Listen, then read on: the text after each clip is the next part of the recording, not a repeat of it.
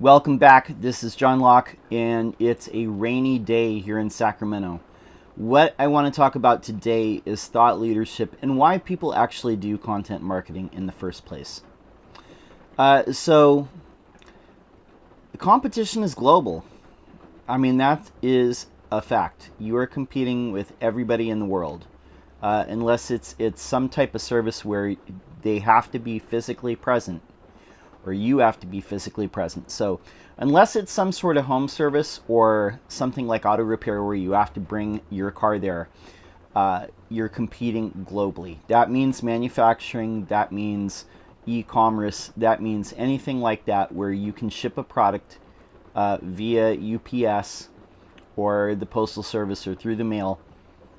You're competing with everyone. How do you beat that?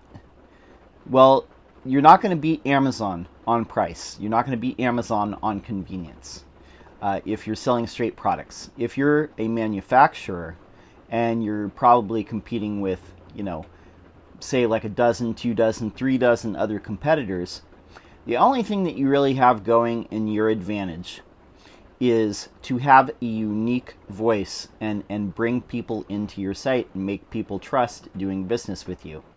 If the price is close enough to what everybody else is doing, then you have to differentiate yourself. And the way to do that is through content marketing, thought leadership, writing your thoughts on the industry down. If you notice any global brand, if you notice any enterprise level brand, any company like that of that size, they're always publishing things. They're using email marketing, they're using social media marketing, they're publishing stuff on their blog. They're doing all these things in order to acquire new customers, in order to tell their customer base what they're about, educating them about what's the best way to do this or that.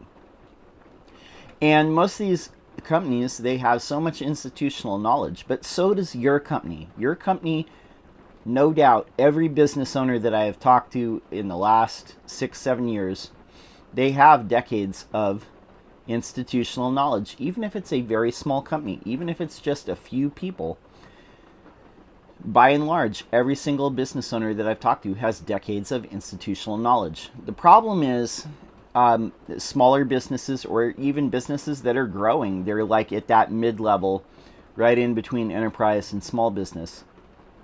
Even businesses like that, people get caught up in doing the day-to-day work, and they don't make time to publish any content. They don't put stuff out on a blog. They don't have resources that are published on their site, or they haven't been updated in a long time.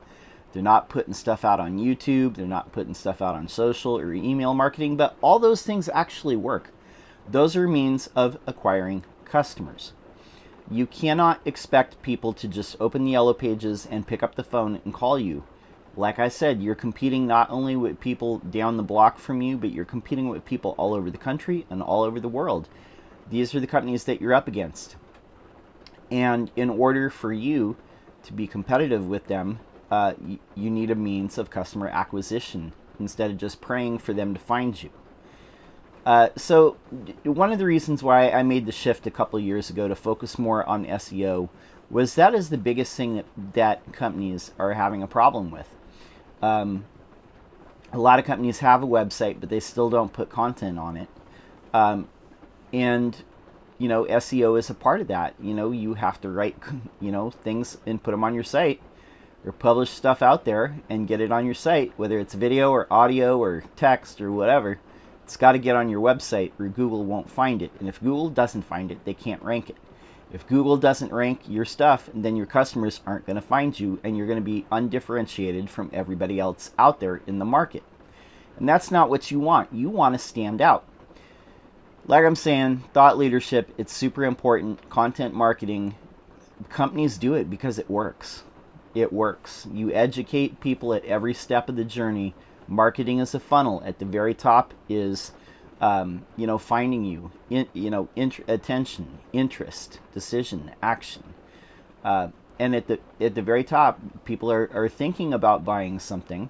They're thinking about buying a product, or they need to find a service, and they're Googling around, or they've seen some posts that you put on LinkedIn, or they've seen some post on your blog that they found.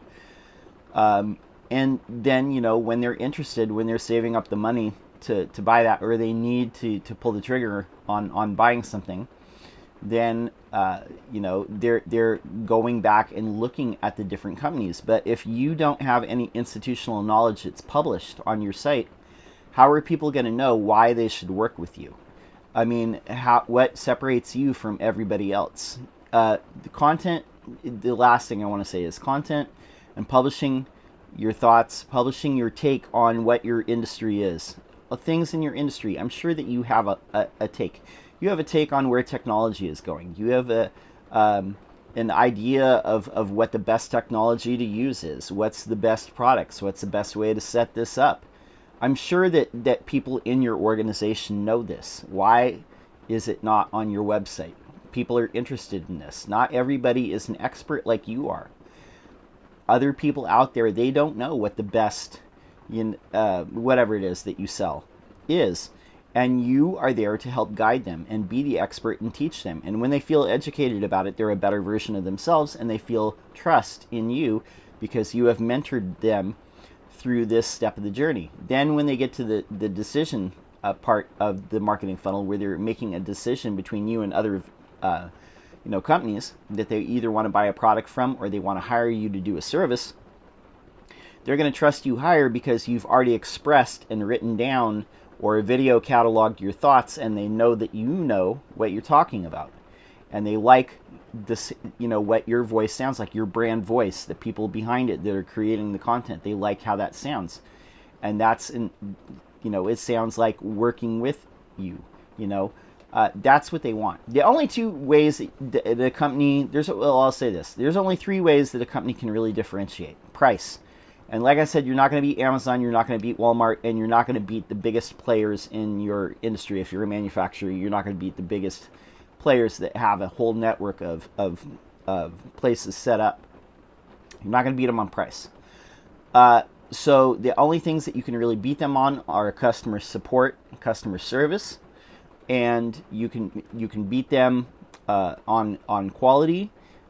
But nobody's going to know that unless you go out and publish that content. That is the relationship with the customer, and you need to establish that.